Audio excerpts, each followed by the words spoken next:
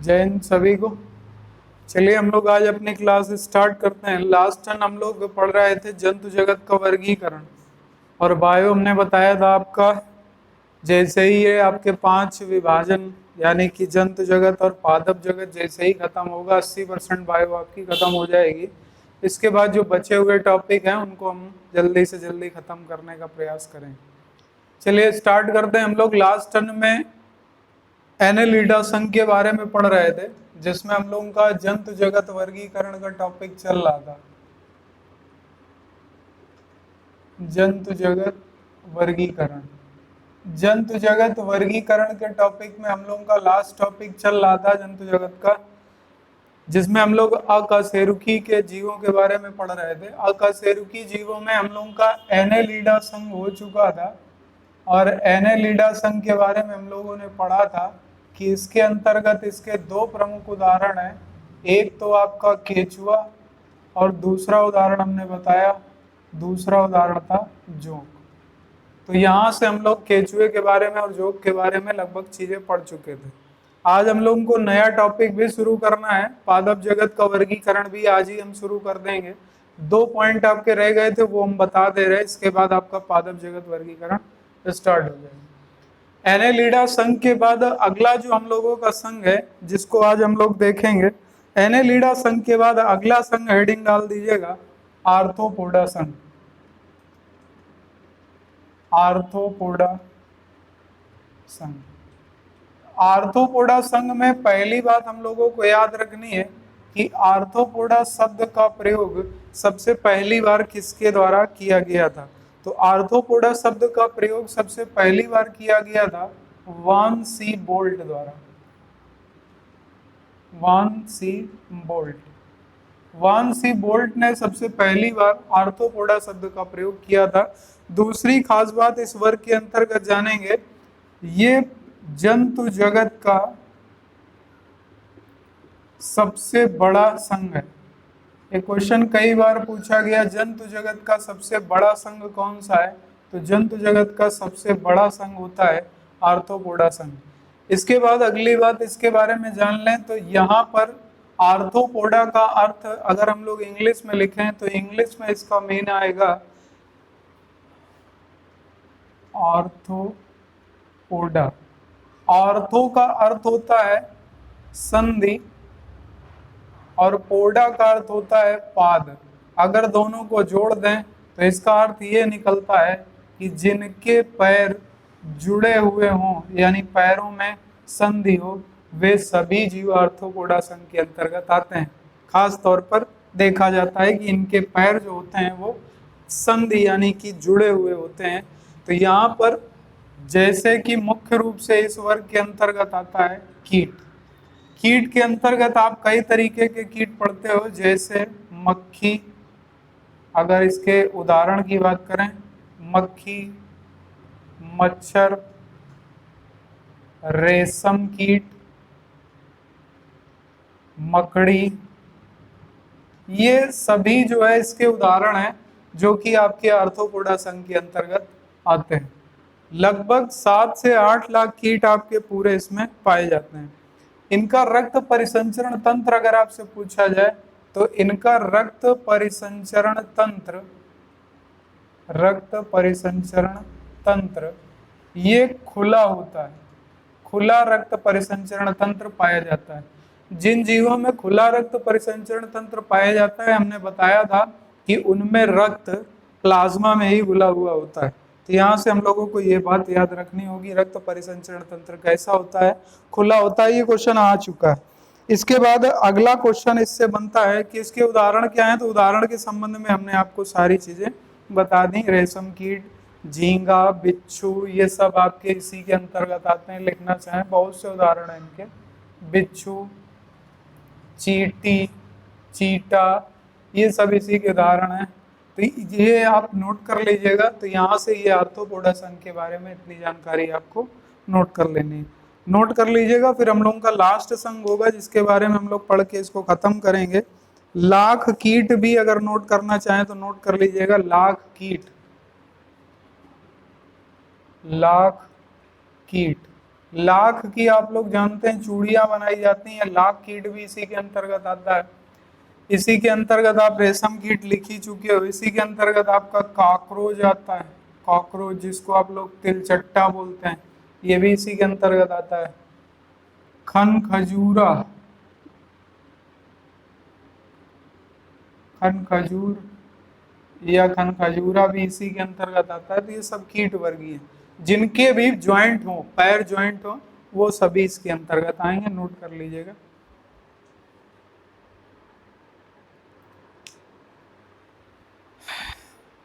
इसके बाद अगला वर्ग हम लोग देख लेते हैं। अगला वर्ग लास्ट वर्ग है हम लोगों का।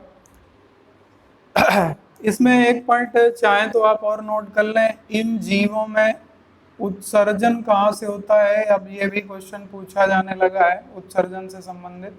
तो इनमें उत्सर्जन होता है मैल पीगी नलिका के माध्यम से। इनमें उत्सर्जन मैल पीगी नलिका या मैल पीगी ट्यूब के माध्यम से होता है। तो ये भी नोट कर लीजिएगा। अब हम लोगों का लास्ट संघ आ जाता है, जिसके बारे में देखते हैं। लास्ट संघ हम लोगों का है मोलस्का।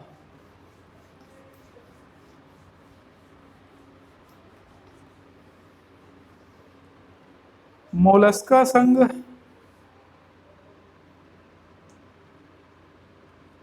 मोलस्का मोलस्का संघ के जीवों की सबसे खास बात होती है कि मोलस्का संघ के जीव जितने भी होंगे, इनमें CaCO3 यानी कैल्शियम कार्बोनेट, कैल्शियम कार्बोनेट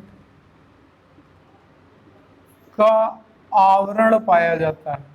यानी शरीर के बाहर कैल्शियम कार्बोनेट का आवरण पाया जाएगा, जो कि शरीर इनका एक खोल के अंदर बंद होता है, और ये खोल बना होता है कैल्शियम कार्बोनेट का।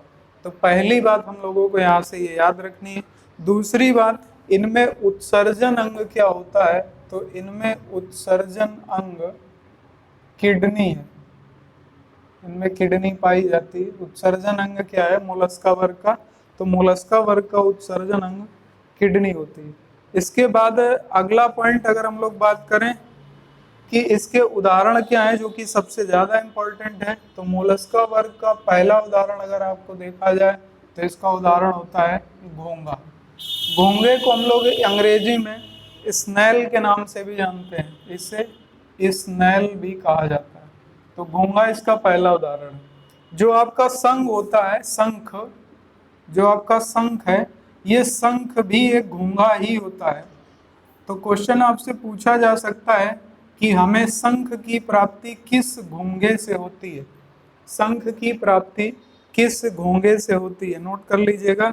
इस घोंघे का नाम है पाइला स्नेल, पाइला स्नेल, या इसका एक नाम और भी है, इसे एप्पल स्नेल भी कहा जाता है। एप्पल स्नेल इसलिए कहा जाता है क्योंकि सेब के आकार का होता है। तो मुख्य रूप से इसका नाम क्या है, पाइला स्नेल या पाइला घोंगा, जिससे हमें शंख प्राप्त होता है। शंख, सीपी, शंख, सीपी, घोंगा, कौड़ी जितने भी हैं सब आपके इसी के अंतर्गत आते हैं। शंख, सीपी, घोंघा, कौड़ी, ये सब आपके इसी के अंतर्गत, इसी के उदाहरण है। तो ये याद रखना है, जिनके ऊपर भी आवरण पाया जाए कैल्शियम कार्बोनेट का, वो सभी जीव किसके अंतर्गत आएंगे। तो वो सभी अंतर्गत इसी के अंतर्गत आते हैं। इसमें एक खास बात और याद रखनी है, जो आपका ऑक्टोपस है। ऑक्टोपस के संबंध में हम लोग कई बार गलती कर देते हैं। ऑक्टोपस भी मोलस्का वर्ग का है, लेकिन इसके ऊपर कैल्शियम कार्बोनेट का आवरण नहीं पाया जाता। तो याद रखिएगा, ऑक्टोपस भी मोलस्का वर्ग के अंतर्गत आता है, लेकिन इसके ऊपर कैल्शियम कार्बोनेट का बाह्य आवरण नहीं पाया जाता। उम्मीद है यहाँ तक सबको समझ में आ गया होगा। अब हम लोग अगली बात कर लेते हैं, यानी अगले टॉपिक की ओर बढ़ते हैं। और अगला टॉपिक हम लोगों का होगा पादप जगत वर्गीकरण। तो पादप जगत वर्गीकरण के बारे में आप लोग नोट कर लीजिएगा, फिर हम शुरू करें।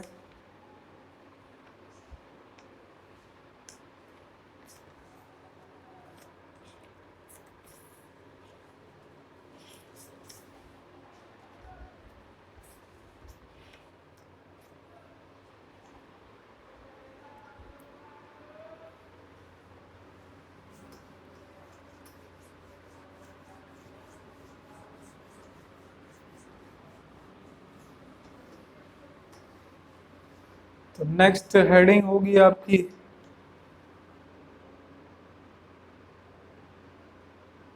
पादप जगत वर्गीकरण। इंग्लिश में बोलेंगे तो प्लांट किंगडम। ये इस टॉपिक से क्वेश्चन बनते हैं और ये आपका R.H. विटेकर का 5वां जगत है। और R.H. विटेकर ने तो इसे 5वें जगत के रूप में प्रतिपादित किया था, लेकिन हम लोग यहाँ पर पूरा पादप जगत वर्गीकरण देखेंगे क्योंकि यहाँ से काफी क्वेश्चन बनते हैं। तो पादप जगत वर्गीकरण से हम लोगों को क्या क्या चीजें समझनी है। देखिए, सबसे पहली बात कि आपकी जो बायोलॉजी होती है वो मुख्य रूप से 2 भागों में विभाजित होती है। बायोलॉजी, जिसे आप लोग हिंदी में जीव विज्ञान के नाम से जानते हैं। ये बायोलॉजी 2 भागों में डिवाइड हो जाती है। एक भाग को हम लोग बोल देते हैं जूलॉजी और दूसरे भाग को बोल देते हैं बॉटनी। तो 2 भागों में डिवाइड हो जाती है बायोलॉजी। अब यहाँ से कुछ क्वेश्चन बनते हैं, जैसे कि आपसे क्वेश्चन पूछा जा सकता है कि बॉटनी या जूलॉजी के जनक कौन है, या फादर ऑफ जूलॉजी या फादर ऑफ बॉटनी किसे कहा जाता है। तो देखिए, सबसे पहली बात तो याद रखिएगा, बायोलॉजी के जनक यानी फादर ऑफ बायोलॉजी किसे कहा जाता है, तो वो है अरस्तु। फादर ऑफ बायोलॉजी अरस्तु को कहा जाता है, यानी जीव विज्ञान के जनक अरस्तु कहे जाते हैं। लेकिन अगर आपसे क्वेश्चन पूछ लिया जाए कि बॉटनी के जनक कौन है, तो बॉटनी के जनक याद रखिएगा। यहाँ से एक पॉइंट और याद रखिएगा, कई बार कंफ्यूजन कर देता है, तो हम पहले यही बता दें, बायोलॉजी के जनक तो भी अरस्तु, जूलॉजी के यानी फादर ऑफ जूलॉजी कौन है, जंतु विज्ञान के जनक, इसको हिंदी में जंतु विज्ञान बोलते हैं। तो फादर ऑफ जूलॉजी किसे कहा जाता है, फादर ऑफ जूलॉजी भी आपको आंसर करना है, अरस्तु को ही कहा जाता है। इसके बाद अगला क्वेश्चन बनता है बॉटनी, इसे पादप विज्ञान के नाम से जाना जाता है, पादप विज्ञान। तो अगर आपसे क्वेश्चन पूछा जाए फादर ऑफ बॉटनी किसे कहा जाता है, तो फादर ऑफ बॉटनी कहा जाता है थियोफ्रेस्टस को, थियोफ्रेस्टस। ये काफी इंपॉर्टेंट है, 3 क्वेश्चन नोट कर लीजिएगा, ये काफी बार परीक्षाओं में आ चुके हैं। थियोफ्रेस्टस को फादर ऑफ बॉटनी के नाम से भी जाना जाता है।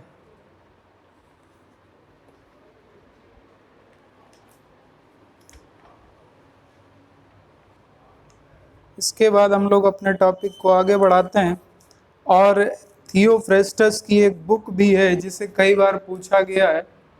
थियोफ्रेस्टस की बुक, इनकी बुक है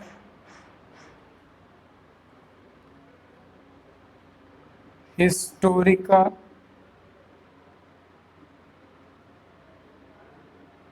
प्लैनेटेरियम। हिस्टोरिका प्लैनेटेरियम किसकी बुक है, तो याद रखिएगा थियोफ्रेस्टस की, जबकि हिस्टोरिका एनिमेलियम अरस्तु की बुक है। तो यहाँ से क्वेश्चन याद रखिएगा। चलिए कमेंट बॉक्स में क्वेश्चन बताइएगा। हमने करंट में बताया आपको डार्विन डे कब मनाया जाता है, डार्विन डे, चार्ल्स डार्विन दिवस, डार्विन डे कब मनाया जाता है बताइएगा। और चार्ल्स डार्विन की कौन सी बुक है जो बहुत फेमस है, चार्ल्स डार्विन की मुख्य रूप से बुक जो सबसे ज्यादा प्रसिद्ध हुई बताइएगा। इसी से रिलेटेड है इसलिए पूछ रहे हैं।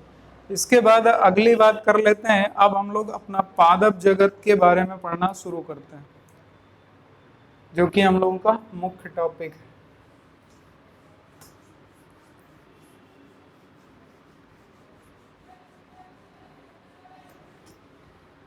पादप जगत के अंतर्गत पेड़ पौधे क्या क्या पढ़ा जाएगा, तो देखिए इसके अंतर्गत पेड़ पौधे और उनका आर्थिक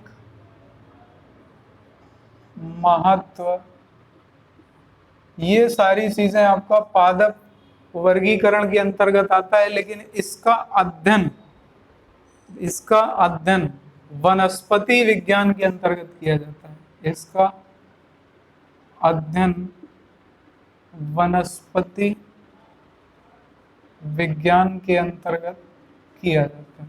तो ये भी आप लोग नोट कर लीजिएगा। इसके बाद अब हम लोग पादप जगत का वर्गीकरण एक्सप्लेन करना शुरू करते हैं और इसको पढ़ना शुरू करते हैं।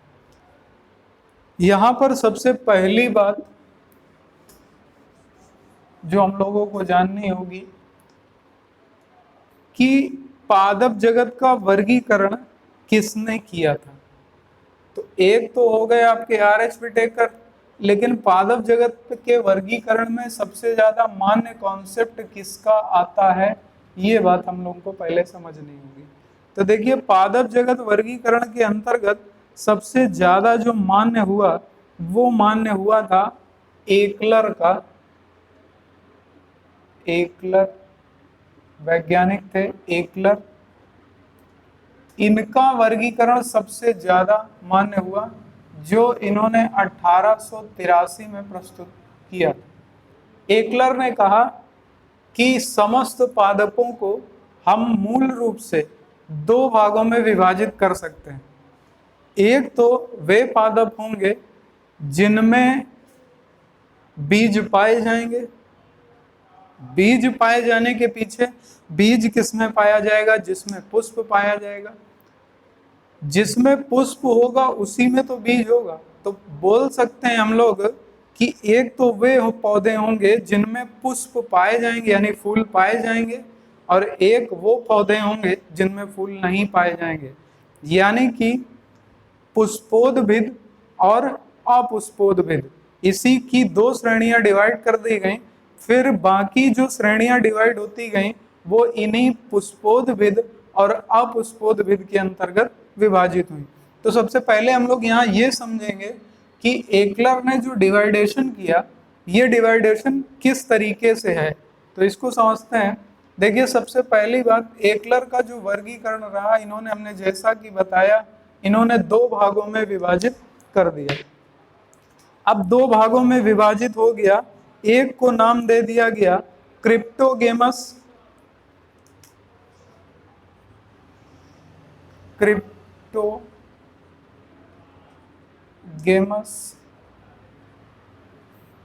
और एक को नाम दे दिया गया फेनरोगेमस।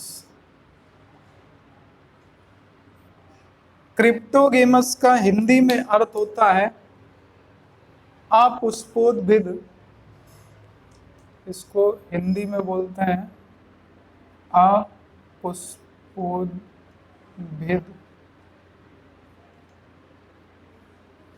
और इसे बोलेंगे पुष्पोद्भिद। तो ये तो हिंदी हो गई और ये हो गया आपका इंग्लिश में। दोनों में समझ के रखिएगा। कई बार करते क्या है कि आपको हिंदी न लिख करके सिर्फ यही लिख देंगे क्रिप्टोगेमस के अंतर्गत निम्न में से क्या पाया जाएगा। तो क्रिप्टोगेमस के अंतर्गत पुष्प नहीं पाया जाएगा। तो अब हम लोग इसको जरा थोड़ा सा पढ़ना शुरू करते हैं। देखिए, अपुष्पोद्भिद के अंतर्गत सबसे पहली बात कि इनमें पुष्प नहीं पाए जाते। पुष्प नहीं पाए जाएंगे, जबकि इनमें पुष्प पाए जाते हैं।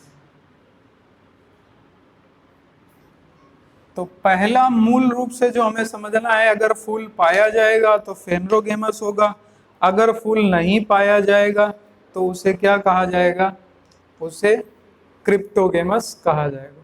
तो यहाँ से इतनी बात हम लोग समझ चुके। अब अगली बात, अगर किसी भी पादप में पुष्प नहीं है तो उसमें बीज भी नहीं होगा। ये बात आपको याद रखनी है। अगर किसी पादप में पुष्प नहीं है तो उसमें बीज भी नहीं होगा। दूसरी बात, इसमें अगर पुष्प है तो इसमें बीज पाया जाएगा।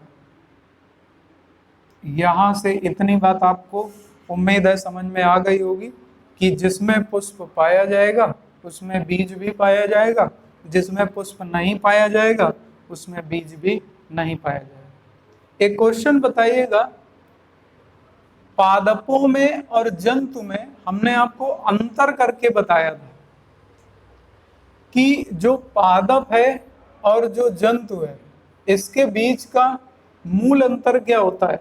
तो हमने आपको बताया था जो पादप होगा इसमें कोशिका भित्ति होगी कि नहीं होगी, और जंतु में कोशिका भित्ति होगी या नहीं होगी।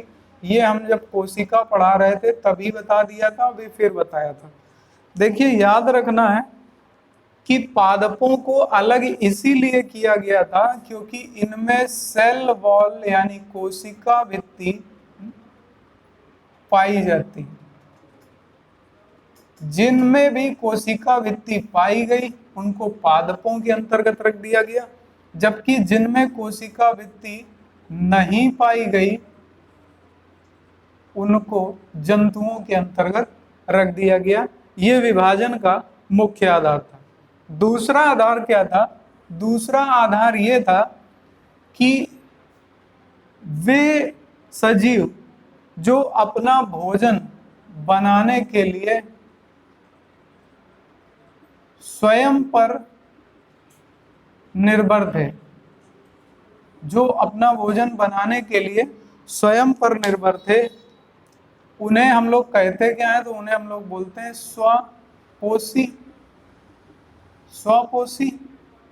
और जो अपना भोजन के लिए दूसरे पर निर्भर थे, यानी भोजन हेतु दूसरे पर निर्भर थे, उनको हमने किस में रख दिया? जंतु की श्रेणी में। और जो अपना भोजन स्वयं बना पा रहे थे उन्हें हम लोगों ने क्या कह दिया? स्वपोषी। और इन्हें हम लोगों ने क्या बोल दिया? इन्हें हम लोगों ने बोल दिया परजीवी। यानी कि जो दूसरे पर आधारित हो या भोजन के लिए स्वयं भोजन ना बना पाते हो, भोजन के लिए दूसरों पर निर्भर हो। यहाँ भोजन बना पाने ना बना पाने से मतलब ये नहीं है कि हम लोग अपना, जैसे तुम लोग को समझ में आ रहा हो कि हम लोग चाउमीन नहीं बना सकते, तो चाउमीन तो हम लोग बना सकते हैं, लेकिन क्या चाउमीन के लिए जो नूडल बनती है उसका जो ग्रेन होता है वो ग्रेन बना सकते हो आप? नहीं बना सकते। वो कौन बनाएगा? पादप बनाएगा। आपने उस ग्रेन यानी उस आटे के लिए आप निर्भर किस पे हैं? पौधों पे। आपकी कोई भी ऐसी चीज नहीं है जिस पर आप स्वयं पर निर्भर हो, जो आप स्वयं कर पा रहे हो। नाम किसने दिया? घर वालों ने। कपड़े किसने दिए? किसी और ने सिल के दिए। घड़ी पहने हैं, घड़ी किसने दी? घड़ी भी किसी और ने बना के दी। नाम भी घर वालों ने दे दिया, पहचान दूसरों ने दी। तो सब कुछ तो दूसरे का, तुम्हारा अपना क्या है? कुछ भी नहीं है। फिर भी हम लोग जो है बड़ा घमंड करते हैं कि सारी चीजें हम अपना स्वयं पे निर्भर है, मैंने किया। तो ये मैंने की भावना बड़ी गलत है। खैर चलिए टॉपिक पे आते हैं। भोजन है तो स्वयं पर निर्भर जो होंगे वो क्या कहलाएंगे? स्वपोषी। और जो भोजन है तो दूसरे पर निर्भर होंगे वो क्या कहलाएंगे? परजीवी। जंतु हमेशा परजीवी होता है, जबकि पादप आपका स्वपोषी होता है। स्वपोषी होने का मतलब है कि अपना भोजन खुद बना लेगा। अब जब अपना भोजन बनाएगा तो ये भोजन बनाता कैसे है? तो इसके लिए क्रिया है जो कि प्रकाश की उपस्थिति में होती है, जिसे हम लोग फोटोसिंथेसिस या प्रकाश संश्लेषण के नाम से जानते हैं। आज हम आप लोग को प्रकाश संश्लेषण से जुड़ी हुई कुछ इंपॉर्टेंट चीजें बता रहे हैं। इसको गांठ बांध के तैयार कर लेना, ये पेपर में हमेशा आता है, लेकिन ये चीजें ज्यादातर लोगों को पता नहीं है कि ये टॉपिक क्वेश्चन कहाँ से आता है। तो इसको थोड़ा सा देख लेते हैं। देखिए प्रकाश संश्लेषण के बारे में आप लोग जानते हैं कि जब भी पौधे अपना भोजन बनाएंगे तो उसके लिए वो करते क्या है? तो उसके लिए वो करते ये हैं कि प्रकाश की उपस्थिति में पौधों की पत्तियों में क्रिया शुरू हो जाती है। प्रकाश संश्लेषण की क्रिया पौधों की पत्तियों में होती है। पत्तियों में होने के साथ साथ ये तने में भी होती है। तने में भी दो प्रकार के तने होते हैं। एक तो आपका होगा हरा तना जो कि सरसों होता है, सरसों का मतलब जो ताजा या नया होता है, और एक होता है आपका भूरा तना जो कि पूरी तरीके से वयस्क होता है। तो तने में भी होती है, लेकिन सबसे ज्यादा प्रकाश संश्लेषण पत्तियों में होता है, इसके बाद हरे तने में होता है, और इसके बाद तीसरे नंबर पे भूरे। लेकिन जब पौधे प्रकाश संश्लेषण की क्रिया करते हैं तो इनको चाहिए क्या क्या और बनाएंगे क्या क्या। तो देखिए, जब भी पौधे भोजन बनाते हैं तो उनको मुख्य रूप से चाहिए होता है कार्बन डाइऑक्साइड और चाहिए होता है पानी। कार्बन डाइऑक्साइड और पानी जब वो लेंगे तो वो बना क्या देंगे, ये क्रिया होगी किसकी उपस्थिति में, तो ये प्रकाश की उपस्थिति में, यानी लाइट की उपस्थिति में होती है। प्रकाश की उपस्थिति में बना क्या देंगे, तो वो बना देते हैं C6H12O6। ये सूत्र है, आप सब लोग को बता चुके, मालूम भी है आप सबको। ये सूत्र है ग्लूकोज का। पौधे बना देते हैं ग्लूकोज। उसके साथ में और क्या बना देते हैं, तो उसके साथ में कुछ ऊर्जा भी मुक्त हो जाती है। कुछ ऊर्जा जो मुक्त होती है वो किस रूप में होती है, वही तो आपकी किस रूप में होगी बताइए, वही आपकी ऑक्सीजन के रूप में होती है जिसे आप ग्रहण करते हो। ये ऊर्जा जो मुक्त होती है ये ऑक्सीजन के रूप में होती है जिसे आप प्राप्त करते हो। तो सबसे पहली चीज, पौधे प्रकाश की उपस्थिति में कार्बन डाइऑक्साइड और जल को ग्रहण करके ग्लूकोज तथा ऊर्जा मुक्त करते हैं। यहाँ पर जो बात हम बताने जा रहे थे, जो आपको जानना सबसे महत्वपूर्ण है, कि ये जो प्रकाश संश्लेषण की क्रिया होती है इसकी दर अलग अलग रंगों के लिए अलग अलग होती है। तो गांठ बांध के नोट डाल के एक पॉइंट नोट कर लीजिएगा, और पॉइंट ये नोट कर लीजिएगा कि प्रकाश संश्लेषण की यानी फोटोसिंथेसिस की सर्वाधिक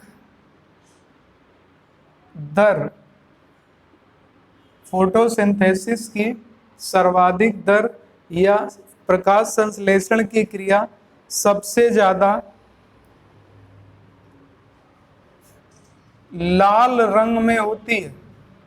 सेकंड नंबर पे नंबर आता है नीले रंग का, सबसे ज्यादा लाल रंग में, और सबसे ज्यादा किस रंग में होती है, लाल रंग में, और सेकंड नंबर पे नंबर आता है किसका, नीले रंग का।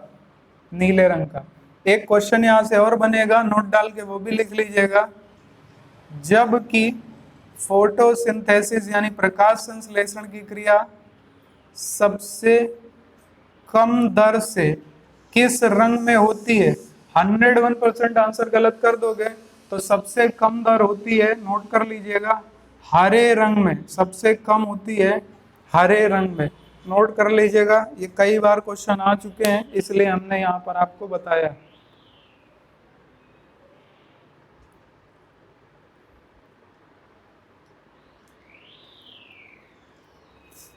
हरे रंग में होती है।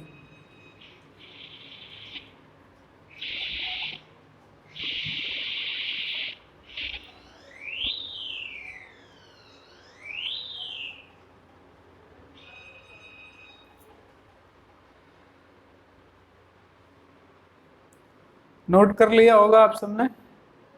अब इसके आगे की क्लास कल होगी आपकी। थोड़ा सा भी हमारी तबीयत कम ठीक चल रही है, इसलिए आपकी नेक्स्ट क्लास कल होगी। कल आपका वीडियो थोड़ा सा बड़ा होगा, बड़ा होने के साथ साथ कल की क्लास आपकी बहुत इम्पोर्टेंट होने वाली है, तो मिस मत करिएगा। हमने काफ़ी लोगों को देखा है कि वो वीडियो इकट्ठा करते जा रहे हैं, इकट्ठा करते करते वो एक साथ बैठ के देख रहे हैं। ऐसा ना करिएगा, जो जो वीडियो आता जा रहा है उसको देखते जाइए, नोट्स प्रॉपर बनाते जाइए। कल हम आपको यहीं से स्टार्ट करेंगे क्रिप्टो गेमर्स और फेनरो गेमर्स, इसके बाद पूरा वर्गीकरण इसका समझाएंगे। तो कल का वीडियो बहुत इंपॉर्टेंट होने वाला है, कतई ना मिस करिएगा। तो मिलेंगे कल नेक्स्ट वीडियो में, तब तक के लिए सभी को जय हिंद, वंदे मातरम।